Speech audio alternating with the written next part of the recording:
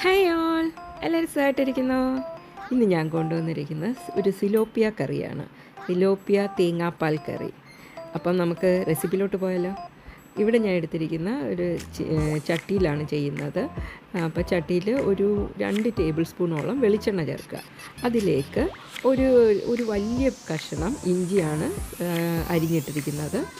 ഇതിലേക്ക് ഒരു 2-3 പച്ചമുളക് ഇടുക. ഒരു 2-3 മതി പച്ചമുളക്, കാരണം പിന്നെ നമ്മൾ മുളക് പൊടിയൊക്കെ ചേർക്കുന്നുണ്ട്.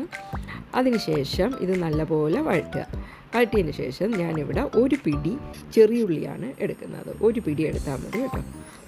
ചെറിയുള്ളി തന്നെ എടുക്കുന്നതാണ് ടേസ്റ്റ് നല്ലത്.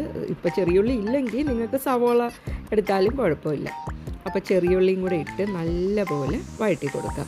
കറിവേപ്പിലയും കൂടെ ഇടുക കേട്ടോ. അത് കഴിഞ്ഞ് നല്ലപോലെ നിങ്ങൾ വഴറ്റുന്ന വെച്ചാൽ ജസ്റ്റ് ഒരു ലൈറ്റ് ബ്രൗൺ ആകുന്ന വരെ വഴറ്റിയെടുക്കണം കേട്ടോ. ഇതിലേക്ക് ഒരു തക്കാളിയാണ് ഞാൻ ചേർക്കുന്നത്. അതും ചെറുതായിട്ട് അരിഞ്ഞതിന് ശേഷം ഇതിലേക്കിട്ട് നല്ലപോലെ വഴറ്റിയെടുക്കുക.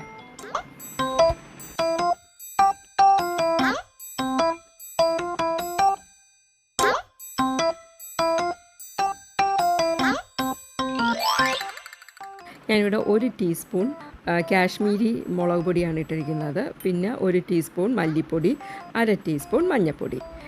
അത് കഴിഞ്ഞ് നമ്മളിത് ലോ ഫ്ലെയിമിലേ ചെയ്യാവുള്ളൂ കേട്ടോ, അല്ലെങ്കിൽ പൊടി കരിയും. അതുകൊണ്ട് ലോ ഫ്ലെയിമിലാക്കിയിട്ട് നല്ലപോലെ വഴറ്റി കൊടുക്കുക. കാരണം ഇതിൻ്റെ ഒരു പച്ച മണമുണ്ട്, അത് മാറുന്നവരെ നല്ലപോലെ വഴറ്റണേ. അതിനുശേഷം ഞാനിവിടെ 1 കപ്പ് തേങ്ങാപ്പാലാണ് ഒഴിക്കുന്നത്. നിങ്ങൾക്ക് കോക്കനട്ട് മിൽക്ക് പൗഡർ ഉണ്ടെങ്കിൽ അതും നല്ലതാണ്. അല്ലെങ്കിൽ ഒറിജിനൽ തേങ്ങയുടെ പാലെടുത്തിട്ട് അതിൻ്റെ 2ാം പാല് അതിട്ടാൽ മതി കേട്ടോ. പിന്നെ ഞാൻ ഈ സെയിം ആ കപ്പിൽ തന്നെ കുറച്ചും കൂടെ വെള്ളം ചേർക്കുന്നുണ്ട്. ഒരു 1/2 കപ്പ് വെള്ളം കൂടെ സെയിം തേങ്ങാപ്പാലെടുത്ത കപ്പിൽ തന്നെയാണ്, അതാണ് വെള്ള കളറിലിരിക്കുന്നത് കേട്ടോ. അപ്പം വെള്ളമാണത്, ചൂടുവെള്ളം ചേർക്കുക. ഒരു 1/2 കപ്പ് ചൂടുവെള്ളം കൂടെ ചേർത്ത് പിന്നെ ആവശ്യത്തിന് ഉപ്പും ചേർത്തതിന് ശേഷം കുറച്ച് നേരം അത് തിളയ്ക്കാൻ വേണ്ടി അനുവദിക്കുക. പിന്നെ ഇതിലേക്ക് ഞാൻ ഒരു വലിയ കഷ്ണം കുടംപുളി ചേർക്കുന്നുണ്ട്. അപ്പോൾ ഇത് ഞാൻ ഓൾറെഡി ഇതിൽ തക്കാളി ചേർത്തതിൻ്റെ പുളിയുണ്ട്, അതുകൊണ്ടാണ് 1 കഷ്ണം കുടംപുളി ചേർത്തത്. ഇപ്പോൾ തക്കാളി നിങ്ങൾ ചേർക്കുന്നില്ലെങ്കിൽ നിങ്ങൾക്ക് 2 കഷ്ണം കുടംപുളി ചേർക്കാം കേട്ടോ. പുളിയുടെ അനുസരിച്ചേ ചെയ്യാവുള്ളൂ. കാരണം കുടംപുളിക്ക് പുളി കൂടുതലാണെങ്കിൽ ചില കുടംപുളിക്ക് നല്ല പുളി കിട്ടും കേട്ടോ, ചിലതിന് പുളിയൊന്നും കാണത്തില്ല. പക്ഷേ നല്ല പുളിയുള്ള കുടംപുളിയാണെങ്കിൽ ഒരെണ്ണം തന്നെ ധാരാളമാണ്, നല്ല പുളി ഇറങ്ങും അതിലേക്ക്. കാരണം കുടംപുളിയൊക്കെ ഇട്ട് കഴിഞ്ഞാൽ കുറച്ച് നേരം കഴിയുമ്പോഴാണ് പുളിയൊക്കെ ഇറങ്ങുന്നത്, മീനിലേക്ക് പിടിക്കുന്നതൊക്കെ. അപ്പോൾ അതനുസരിച്ച് ഇടുക നിങ്ങൾ. പിന്നെ ഞാൻ മീനുകളെല്ലാം വൃത്തിയാക്കിയത് ഇതിലേക്ക് ഇട്ടതിന് ശേഷം ആദ്യം നമുക്ക് സ്പൂൺ വെച്ച് ഇളക്കുന്നതുകൊണ്ട് കുഴപ്പമില്ല. വെന്തതിന് ശേഷം സ്പൂൺ ഉപയോഗിക്കുകയോ ചെയ്യരുത്, മീൻ ഉടഞ്ഞു പോകും. പിന്നെ നമുക്ക് ഇത് അടച്ച് വെച്ചിട്ട് നമുക്ക് ഒരു 10-15 മിനിറ്റ് അടച്ച് വെച്ച് വേവിക്കുക. 15 മിനിറ്റിന് ശേഷം ഞാനിത് തുറന്ന് വയ്ക്കുവാണ്.